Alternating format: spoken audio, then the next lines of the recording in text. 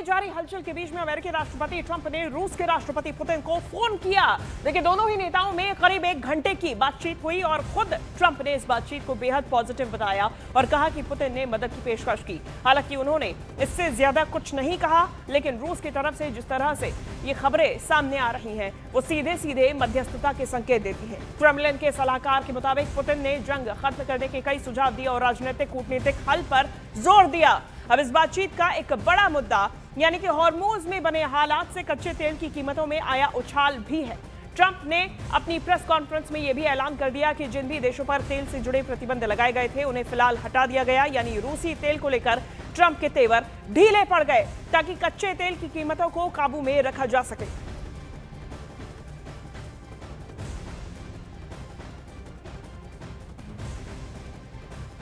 We obviously talked then about the Middle East, and he wants to be helpful. I said, you could be more helpful by getting the Ukraine-Russia war over with. That would be more helpful. But we had a very good talk, and he wants to be very constructive. Yeah. और oil supply पर Trump की Iran को चेतावनी इस बीच सामने आई। देखिए, Trump ने कहा कि दुनिया को बंधक नहीं बनाने देंगे। ईरान ने ऑयल शिप्स रोके तो अंजाम भुगतना होगा। ट्रंप ने कहा कि ईरान को पहले से ज्यादा बड़ी मार मारेंगे, दुनिया में ऑयल की कमी नहीं होने देंगे। ट्रंप की तरफ से यह कहा गया और चेतावनी दी गई ऑयल सप्लाई को लेकर खासतौर पे। ट्रंप ने ईरान को चेतावनी देते हुए कहा कि दुनिया को हम बंधक नहीं बनाने देंगे और ईरान ने ऑयल शिप्स रोके तो अंजाम भुगतना पड़ेगा। ईरान को पहले से ज्यादा बड़ी मार मारेंगे। ट्रंप की तरफ से कहा गया कि दुनिया में ऑयल की कमी नहीं होने देंगे। बता दें कि ईरान एक बड़ा सप्लायर है ऑयल का। But that way, as we continue Operation Epic Fury, we're also focused on keeping energy and oil flowing to the world. And I will not allow a terrorist regime to hold the world hostage and attempt to stop the globe's oil supply. And if Iran does anything to do that, they'll get hit at a much, much harder level. I will take out those targets that were easy and that I mentioned just before. We'll take them out so quickly, they'll never be able to recover, ever. और इस युद्ध ने तेल की कीमतों में हलचल मचा दी है। युद्ध की शुरुआत में तेल की कीमतों में आग लगी और फिर ट्रंप के बयानों से अंतर्राष्ट्रीय बाजार में तेल की कीमतों में बदलाव होता गया। अब इसे ऐसे समझिए कि कैसे कैसे यह बदलाव देखा गया है। 28 फरवरी 2026 को ट्रंप ने कहा कि ईरान के परमाणु और सैन्य ढांचे को खत्म करना हमारा लक्ष्य। अब इसका असर तुरंत शुरू हुआ, तेल की कीमतें तेजी से बढ़ी और इसकी वजह से इसके बाद 1 मार्च 2026 को ट्रंप ने कहा कि अमेरिकी ऑपरेशन तब तक जारी रहेगा जब तक सभी सैन्य लक्ष्य हासिल नहीं हो जाते। असर फिर हुआ, तेल की कीमतों में और भी तेजी आई।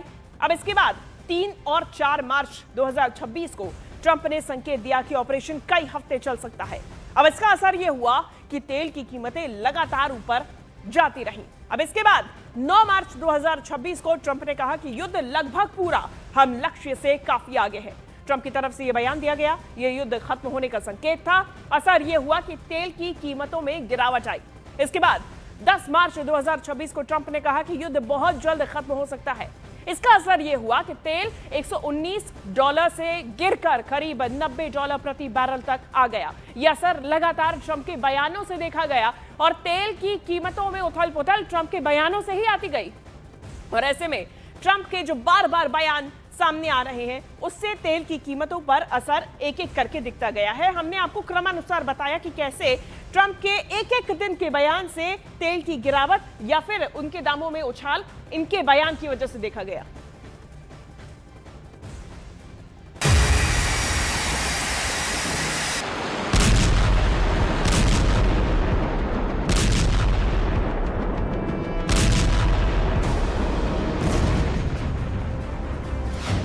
सऊदी अरब के तेल कुओं में दफन होगा तेल अवीव।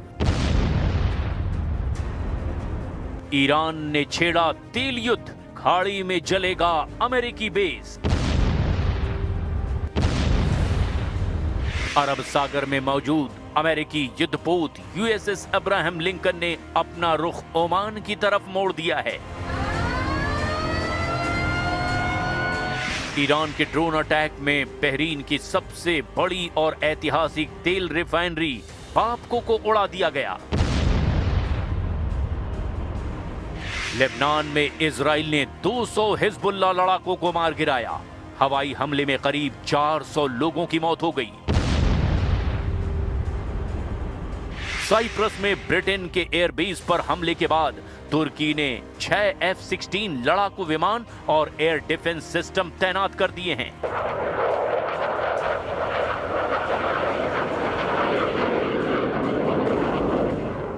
मैं इस वक्त इसराइल में उस गाड़ी में बैठा हूं जो बिल्कुल चकनाचूर हुई है ईरान के बैलिस्टिक मिसाइल के अटैक से। आप देख सकते हैं क्या हाल हुआ है। हालत आप देख सकते हैं जो बाहर रहती हैं, और मकानों की हालत आप पूछिए मत के इर्द गिर्द मकानों की हालत क्या हुई है। ये देख सकते हैं आप, मकान खंडर में तब्दील हो गए हैं। और ये आप देख सकते हैं इजरायली डिफेंस फोर्सेस के लोग अब शायद ये समझने की कोशिश कर रहे हैं कि ईरान के बैलिस्टिक मिसाइल यहाँ के एयर डिफेंस सिस्टम में सेंध लगाने में कैसे कामयाब हुए। अब मिसाइलें सिर्फ शहरों पर नहीं गिर रही, निशाने पर हैं तेल के कुएं, रिफाइनरी और अमेरिकी मिलिट्री बेस। क्या दुनिया की अर्थव्यवस्था तेल से जल जाएगी? खाड़ी में नहीं बचेगा एक भी अमेरिकी बेस। जंग की आग में जल जाएंगे खाड़ी देश। स्ट्रेट ऑफ हॉर्मुज से गुजरने वाला हर जहाज बारूद बन गया है। ما تعرضت له بلادنا العزيزة والدول العربية والشقيقة والدول الصديقة من اعتداءات غير مسبوقة لا يمكن تبريرها تحت أي ذريعة من قبل إيران. فالبحرين كانت وستظل دولة سلام لم تبادر يوما إلى استعداء أحد، ولم تنتهج إلا سبيل التعاون وحسن الجوار.